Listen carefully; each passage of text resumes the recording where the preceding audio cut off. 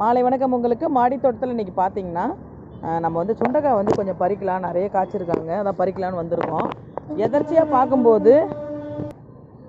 எதர்ச்சியாக அப்படி இலைகளை பார்க்கும்போது தாங்க பார்த்தேன் மாவு பூச்சி இப்போ தான் வந்துக்கிட்டு இருக்காங்க. இவங்களை நம்ம அப்படியே விட்டுறக்கூடாது.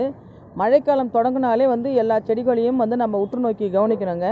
அதுலேயும் முக்கியமாக பார்த்தீங்கன்னா கத்திரிக்காய் செடி, சுண்டைக்காய் செடி, தக்காளி செடி, செம்பருத்தி இவங்கள நம்ம கட்டாயம் வந்து கவனிக்கணும்.